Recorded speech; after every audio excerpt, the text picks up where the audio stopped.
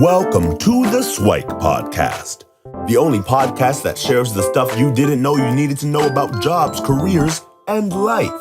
The SIWIKE Podcast, the stuff I wish I knew earlier.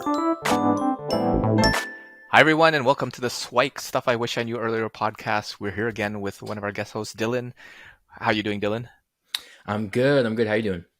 I'm phenomenal as always. So, Dylan, for those that watched the last episode and hopefully you take a look at his origin episode, I guess, he comes to us with a background in, I guess, mental training. So he's an athlete himself, junior national champion in Taekwondo, and he's taken a lot of the things that he's learned over the years and now is helping athletes become more successful, mostly on the mindset side.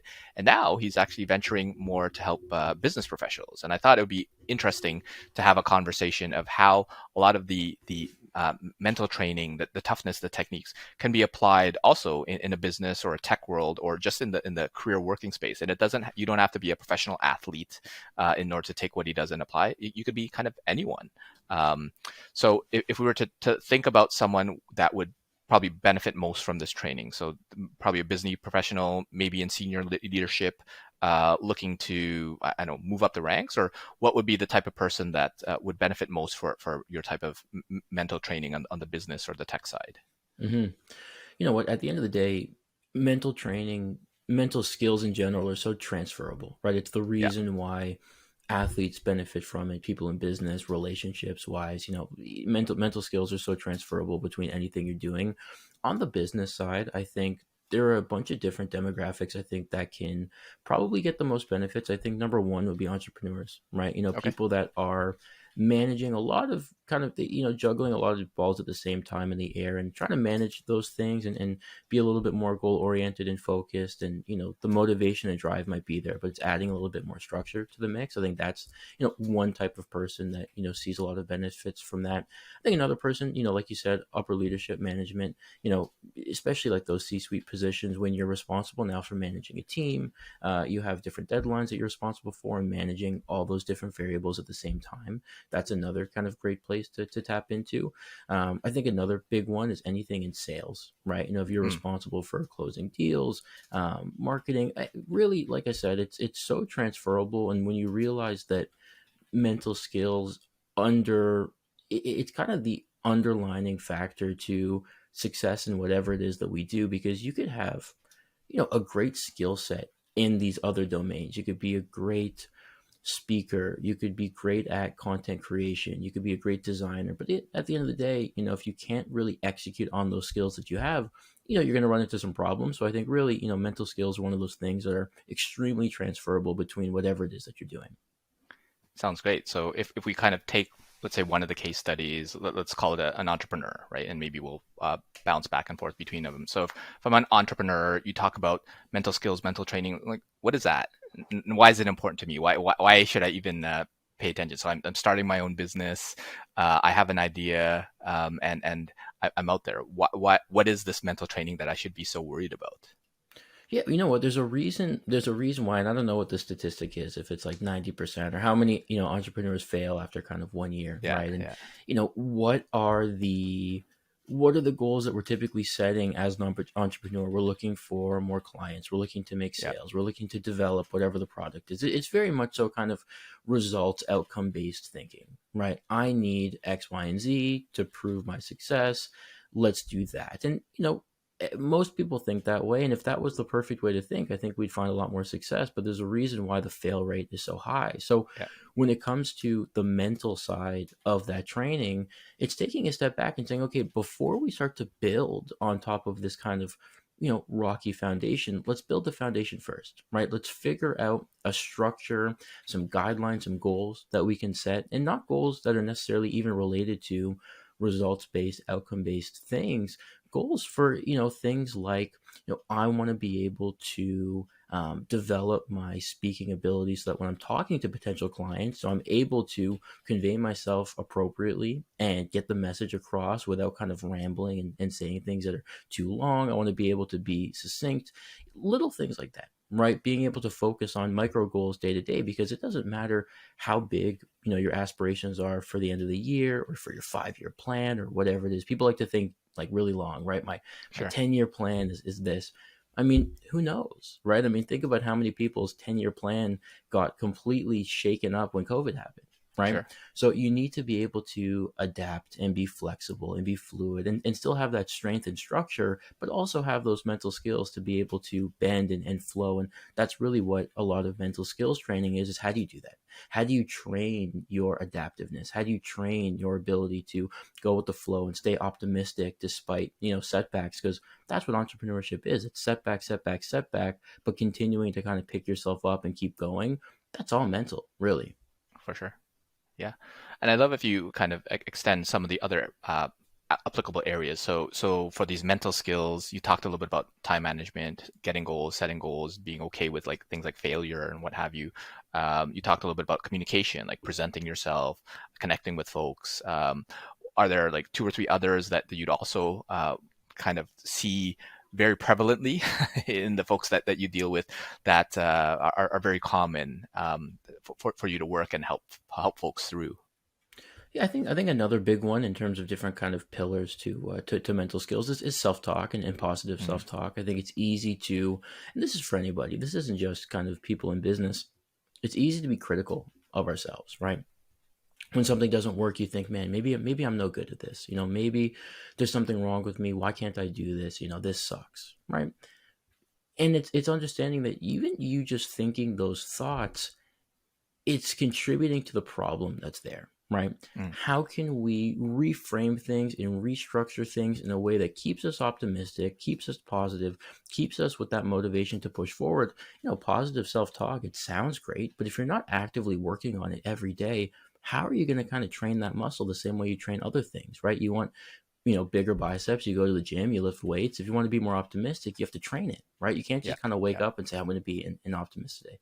So that's another part is, what are the things you're saying to yourself, right? When you hop off a sales call that just doesn't go your way, are you disappointed? Is your head down? Or are you saying, okay, you know what? There's a couple of things I can take away from this. The next one I have in 30 minutes, I want to make these quick adjustments. Let's see how it goes. I was close. This is what worked. This is what didn't work. Let's keep at it. That's another big part of it too, is that positive self-talk. Yeah. I think that's amazing. And I was talking to someone where he had the contention between positive self-talk. It's like, well, does that mean you're just saying like everything's rainbows and unicorns and the day is awesome? I just lost a client. Oh, that's good. That's amazing. I lost a client. It's like, so we actually adjusted and say, well, instead of calling it positive self-talk, how about we call it optimistic self-talk?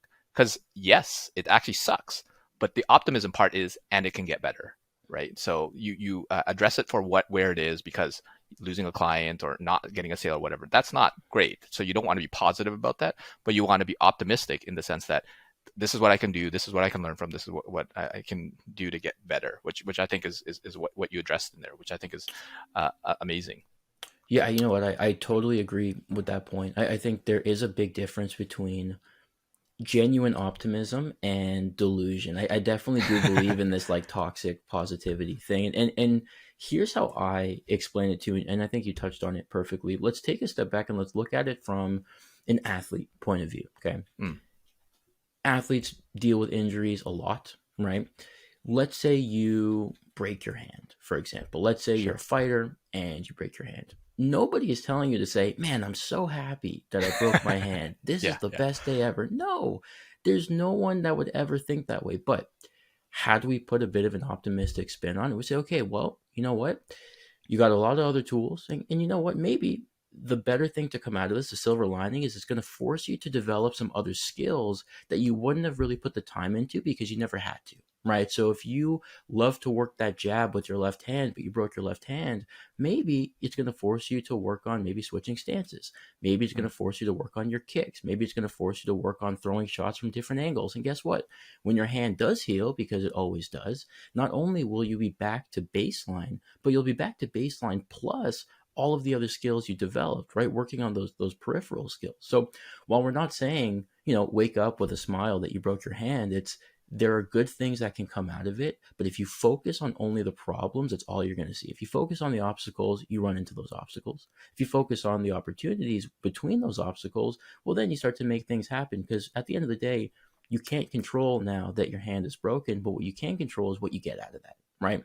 After those Yep. 4 weeks, 6 weeks, 8 weeks, are you going to just kind of be in the same place you were, a little bit behind because you've just been bummed out the whole time? Or were you actively developing the kind of peripheral skills around that now that you're healed, are way better? So it's the same thing in business. Like you said, you're not going to jump for joy when you lose a client, but you can say, you know what, I'm going to take as much out of this experience as I possibly can, so that the next time I face something that looks like this, I'll be better equipped to manage that, which is why that happening sucks in the moment, but I can see it being used for the better as long as I make it better.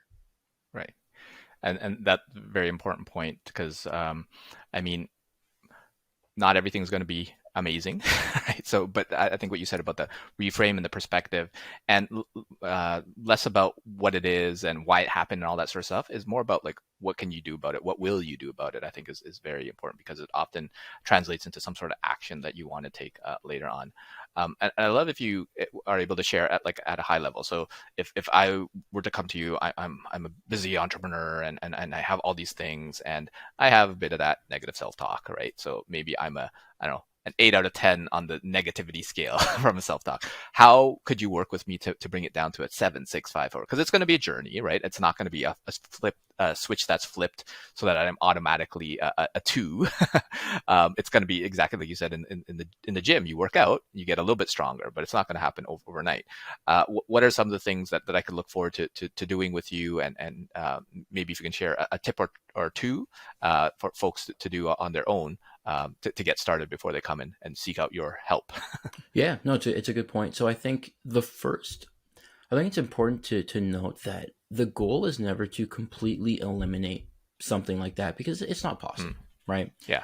You're never going to completely eliminate negativity the way that an athlete can't completely eliminate being nervous, right? I think the moment that you make that the expectation, you become even more vulnerable, because when it does happen, you're like, oh my God, this wasn't supposed to happen. What's wrong? I trained for this. Why am I still nervous? Or why am I still down on myself, right? So it's not about eliminating it. It's about being able to have the skills to manage it and kind of perform through it. So on the self-talk side, a big thing on what we do is reframing. So it's let's use the negativity as an input, right? Because that's natural. You can't control it. You know, something happens, you have that instinct to think negatively, fine. That's the input. Let's work on the filter, and then let's output something positive. So that's kind of the way I like to look at it, which is, we're not building force fields, we're building filters, right? We're not blocking out all this negativity, because it's bound to happen, it's going to happen. But what you can control is the filter that you use to go from negative to positive. So, going back to that injury example I said before, the negative self-talk is, man, I broke my hand, I'm so far behind, I can't believe I don't have access to my main tool. You reframe that to, okay, but you know what? This gives me a good opportunity to develop the other tools that I have maybe not put as much time into, so that when I'm not injured anymore, I'm going to be in a much better spot. That's what it comes down to. Even something as simple as like, I'm trying to think of another good example for reframing. Something as simple as, waking up in the morning and you're exhausted, right? Alarm goes off. I think everybody, that's like their very first negative self-talk statement in the day. And, most people, some people are like, well, you know what? I'm not that negative of a person. I don't know if I have negative self-talk. Everybody does. It's just a matter of how conscious it is or how subconscious it is, right? Like I said, the alarm goes off in the morning. Subconsciously, your first thought is like, oh my God, I'm so tired, right? So again, another opportunity to reframe it, to even just saying something as simple as, listen, let me just get up, build the routine of standing up, and I'll feel better. Like the moment I stand up, I'll be okay, and I'll be glad I did it, right? So we're not blocking out negativity. We're just finding ways to filter it, reframe it, turn it into something better. So an activity that we do is writing out all of those different negative self-talk statements that come up during a day, and working one by one on how to reframe. Let's look at kind of the input. Let's look at the desired output, and let's work on that filter in between. Because again, you can't control the atmosphere. You can't control the environment. You can't control what happens to you, but you can control how you decide to kind of to deal with that, how to think through it. So that's a big activity we do, is that kind of filtration, where we go from negative to positive and work on the framework to filter it, as opposed to just hoping to block it out, because that's never realistic. Yeah, I think that's such an important point where those folks that um, spend the time to kind of block out all those sorts of thoughts, they're just kind of, if you're in a swimming pool and you have one of those big floaty things and you kind of push it down underwater, eventually it will poof Hmm. and explode in a flurry. So be careful on doing that. And I actually find that a lot of folks with the whole kind of meditation and mindfulness, there's a lot of folks getting into that. They almost use that as a distraction to say, okay, no, now I got to meditate and think positively and all that. It's like, well, why not take some time to process, to reframe, to understand, okay, how could this help me? How could this serve me? Um, Reminds me of the whole kind of glass half empty, glass half full type of thing as well. And one of my favorite quotes is, "For there is nothing good or bad, and thinking makes it so." Now, the whole point is to consciously, as you mentioned, think that and say, okay, well, is this thought true? Like, is this actually going to help me? Is the other part of it? And yeah, so I think I love the concept of the writing it down, because once you have it there, you're like, oh, this sounds dumb. Why did I even say that, right? So hopefully folks can come in with pages and pages of that and then work with you to say like, well, what could I do instead? Yeah, you So I know think what? that, I yeah, go think, ahead. yeah, just kind of like a final thought on that is that one way to think about it is that emotions are very real, but the labels that we put on those emotions aren't, right? Hmm. You can't control, like I said, if you feel discouraged, if you feel frustrated. I mean, these are natural occurring emotions that you really can't do anything about in that moment to prevent it from happening. It just is what Yeah. it is. If you bang your knee against a wall, it's going to hurt. It's just what it is, right? So emotions are real, but the labels that we attach to them aren't always. So again, going Yeah. back to that, if you have a presentation and you're thinking, man, I'm really nervous, right? Your heart's beating, you just feel like tense, right? You're nervous, but then the moment you label that as a bad thing, oh man, I'm so nervous. What if I'm just not able to speak up? What if I forget everything I'm about to say, right? Well, now you're adding a label to it that doesn't necessarily need to be there. Why couldn't the label be something different? Why can't the label be, man, I'm so excited. I'm so excited. My Hmm. heart's pumping. I'm going to go out there. I'm going to kill it, right? I've practiced this. I'm prepared. I'm ready to go. So you're taking the same feeling, right? Your heart's beating, your blood pressure, right? You're like sweating a little bit, but you change the label from I'm nervous, what if this goes wrong, to I'm excited, I'm hyped, let's do this, right? So the emotion is real. The label is what we change. We're not trying to change the emotion because it's not Yeah, natural. We're letting the natural emotion play out just with a different label. And sometimes changing the label goes a long way. for sure. I love what you said about that, where sometimes it's just a simple like adjustment. Nervous equals excited. That's super simple, but oftentimes in the moment, it can be ridiculously hard to do that. So I guess that's where the preparation and thinking about like, well, what would you want to think instead during this time? And next time you do it, see if you did. And the goal is not perfection; it's progress, right? To identify these after the fact, and then can you identify them during the fact or at the same time and as quickly as possible? So it used to take you, I don't know, an hour to get through it. Now it only takes you 2 minutes to get through it. That sort of thing can be helpful, but it'll never take you zero because to get rid of those emotions aren't necessarily helpful. And I'm wondering if you can address something like imposter syndrome. So that's something that a lot of folks come to me about on how to deal with it. And I would imagine that your clientele would also do that. It's like, I'm here with so many elite athletes, so many elite people. They're so much smarter than me. They have billion-dollar companies or whatever like that. And it's just little old me. Right? So how might you reframe or help folks with something like imposter syndrome? Yeah, you know what? I think imposter syndrome really stems from just how you view your own identity, and instead of looking outward at other people and comparing yourself to them, bringing the energy back to yourself. So instead of saying, Mm, where do I rank among all these people, really just focusing on yourself and saying, like, what are the skills that I have that, allowed me to be here in the first place, right? Even if you're in a room of like very, very successful people and you feel like, man, I haven't achieved any success to even like mm, look at these people, breathe the same air as them, you have to go back to yourself and say, okay, well, like, who am I? What even got me here? I mean, listen, the fact that I'm standing in this room must be a win. There's a lot of people that, would be honored just to kind of be in this atmosphere. The fact that I'm here, whether it was because you were proactive, you got a ticket or whatever, if it's a conference, you found a way, that's a great thing, right? So you might not have like the experience that other people have or the perceived wisdom that other people have. And it's about, instead of saying, I'm not at that level, I don't deserve to be here. It's, man, I've got so much space to grow and to learn. Like, this is the best place for me. And again, it's funny. It goes back to that self-talk, right? Because we're changing that self-talk from, I am the lowest member of the totem pole here, I don't deserve to be here, which gets flipped into, I have the most to learn at anybody here. I am actually going to get the most value out of this because everybody else has already been there, done that. I haven't yet. There's no better place for me to be than this. And then again, going back to your own skill set, but what am I good at, right? All these people, I know what they're good at. I'm a pretty good speaker.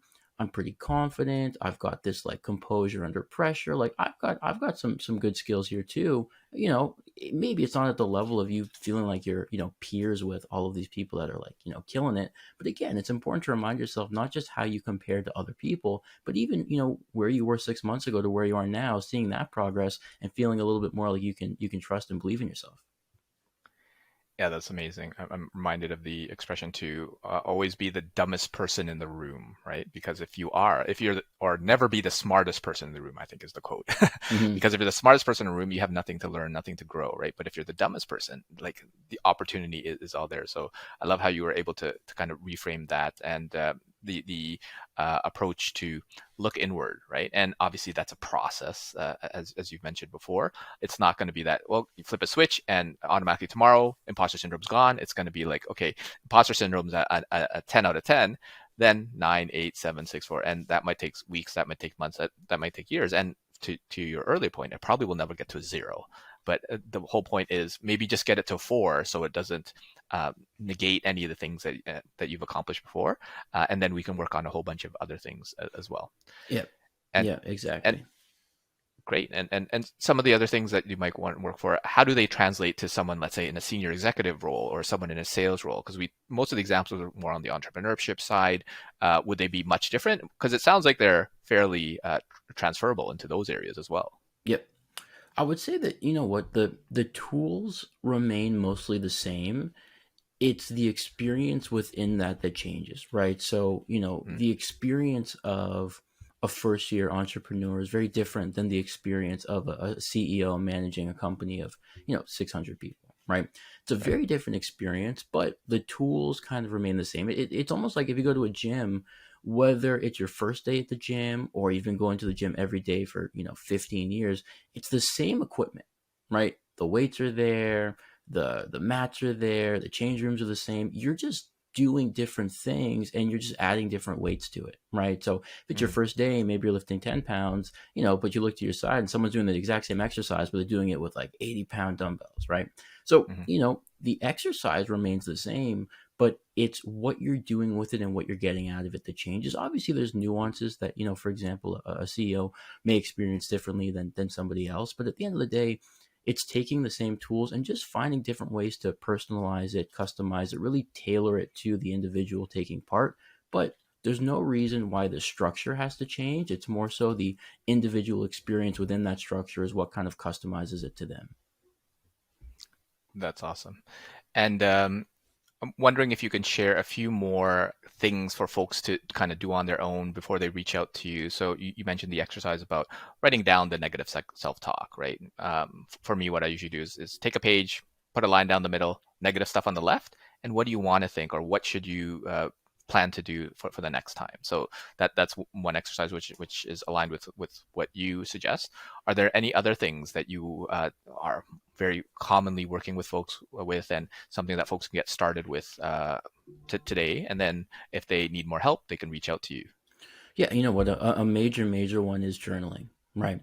Grabbing a notebook and at the end of the night, writing down, basically just documenting your progress for the day, saying, what did I do today? How did I feel about it? How can I build on this tomorrow? Because what it does is it does a few things. Number one, you're documenting your progress, right? Which is like solid gold because it adds so much value down the line, right? Just documenting day to day, even on the days where you didn't do anything, still worth writing down, right? So step one is you're documenting your progress. Number two is you're developing a sense of self-awareness because you're asking yourself these questions. What did I do? How did I feel about it? Did I have a frustrating day? Did I have a successful day? Was it somewhere in between? So you're asking yourself those questions, which are very important to build that sense of self-awareness. And the third part, which is arguably the most valuable, is it gives you an opportunity to evaluate and analyze trends, right? So if you've been writing every night for 2 weeks and you feel like, well, I don't really know what I'm getting out of this. I've just been writing for 2 weeks. What's the point? Well, now look back at it, right? Over the last 2 weeks, take a look. What were your 3 most productive days? Go find them, highlight them. What were your 3 least productive days? Are there any trends? You might say, oh, you know what? On my 3 most productive days, I actually scheduled stuff earlier in the morning, which is weird. Usually I think that I'm tired, but on the days where I started earlier, I had a more productive day. On the days where I had a longer lunch, on the days where I, mix it up between online and in person, whatever, right? You look at trends. Same thing on the other side. On your least productive days, what were the things that you were doing, right?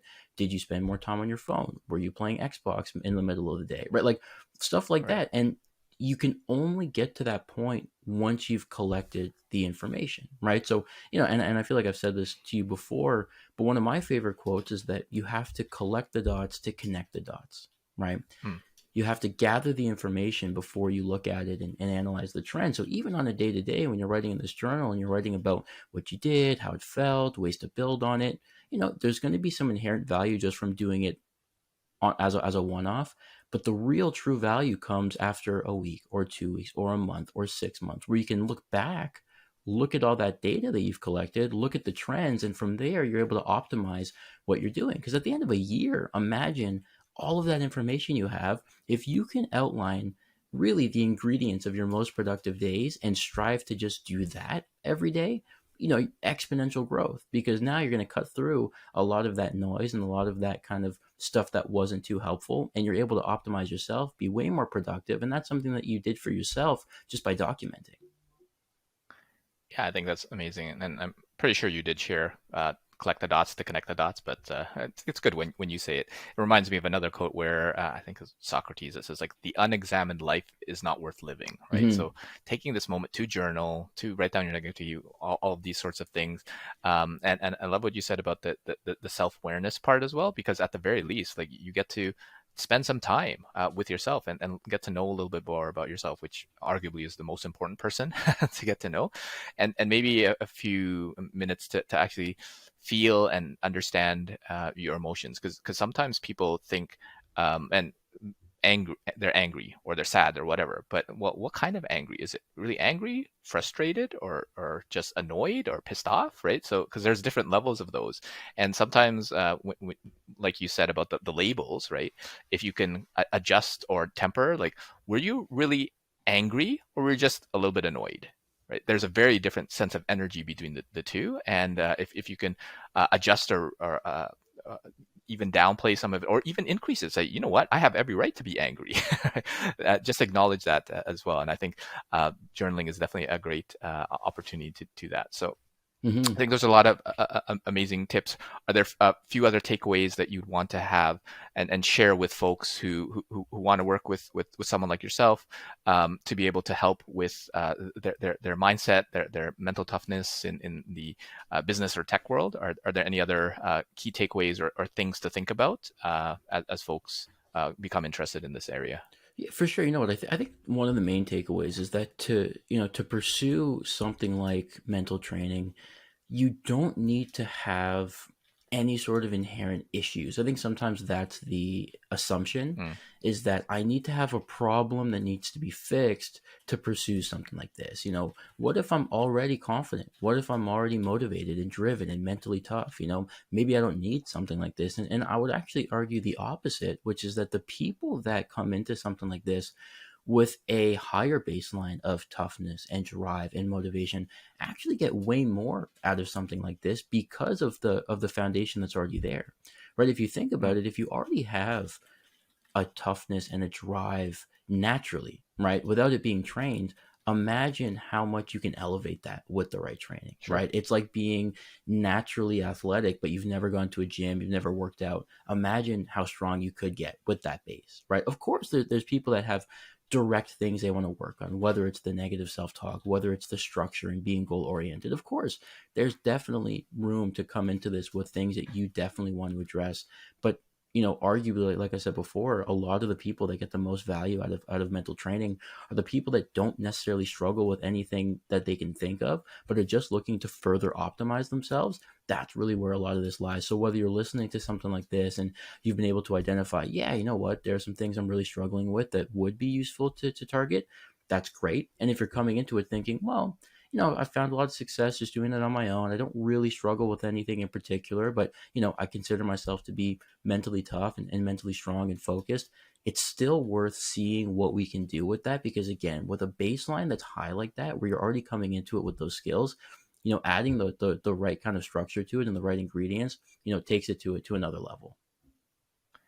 For sure. And I'm reminded of the fact that oftentimes coaches and mentors, right, that they're supposedly giving out the advice and dishing it out, but they often have their own blind spots, right? Because they know what they know, and sometimes it's really hard to see kind of what's right in front of your face. But an external party, someone like yourself, could easily identify, hey, like, is that thought, like that the thought that you keep saying, is that actually true? Is that helpful? That sort of thing. Like, oh yeah, I didn't realize that I constantly say that or go through that.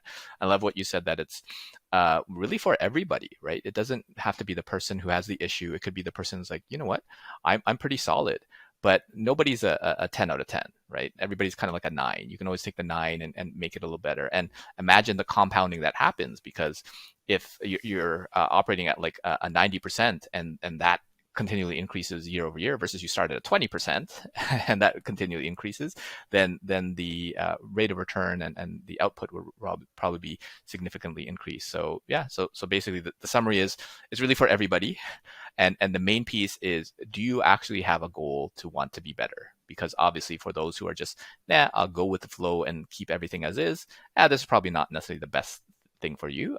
But at the same time, if you want to get better and have the desire to be better, that would be, I think, amazing. Yeah, and also the sense of competitiveness, right? Like if you're starting up here and you're not doing anything about it, but there's someone that starts here that's like really trying, over time, they're going to surpass. So there's also kind of that fear of like, hey, even though I feel like I'm naturally there, I don't want anybody to outwork me. I always want to make sure that I'm doing all the things I can and utilizing all the tools at my disposal. So I think there's that kind of competitiveness to it too, which is even when you're starting at a pretty high spot, you don't want anybody to kind of catch up and outwork that too. So I think adding that kind of competitive flair to it is helpful too sometimes. Yeah, that's great. So another thought, if you are a competitive person, this is for you. Yeah, there you go. Something that could definitely help out. So thanks so much, Dylan, for having the conversation and sharing a little bit of why some mental toughness and mental training. And I think to your examples of kind of physical activity in athletes, this is really a mental gym, mental training, right? It's not one thing where you go to the gym for 90 minutes and then you're suddenly healthy and you're fit and you're strong. No, you got to do it on a regular basis and keep up to date. Now, hopefully you'll be able to maintain that much more easily over time. But it is a practice that you got to go through. And really it's for everyone. People who are competitive will probably have more fun with it. It's probably one aspect of it. And if folks want to start with easy things like writing down their negativity, journaling, so that they can have some of that self-awareness and evaluating themselves and looking for trends, then for anything that you can't spot, reach out to someone like Dylan. So, and any parting words for folks as we kind of close off the podcast? Not really. I mean, listen, I think this was again a great way to talk about not only the different themes and stuff in general, but dig into some of the actual tactics, right? And I think if there's one thing to take away, it's that mental training isn't just like motivational speaking. Hey, you can do it, keep it up. It really is tactical. It really is tangible, right? There's a structure to it. And I think sometimes that's one of the misconceptions is like, just a bunch of talk. It's a bunch of this and that. I don't know, maybe some people do it that way. At least the way I like to take it is very structured, very tangible, to make sure that there's something that you can walk out of every session, with as a tool. So, that's the main takeaway as well, is that this stuff isn't just in theory, it's very much so in practice. And when you do the right things for a certain amount of time on a consistent basis, there's no way that you can fail because of that longevity. So it's just focusing on doing little things every single day and striving to be better. And really, a lot of great things come from just doing that alone. Sounds good. whenever you take knowledge and put it into practice, it's that much more beneficial. So thanks so much, Dylan, for sharing your wisdom, and hopefully we'll have you back for a future episode. Yes, sir. Thanks a lot. This was great. Thanks, Dylan. Thanks for joining us on the SIWIKE Stuff I Wish I Knew Earlier, the podcast. If you like the podcast, please subscribe on iTunes, Stitcher, or wherever you found this podcast. And if you can give us a review, that would be very appreciated. Feel free to contact me on LinkedIn at Luki Danu, LUKIDANU, and the same on most social media platforms. And I look forward to hearing from you. Thanks. Bye.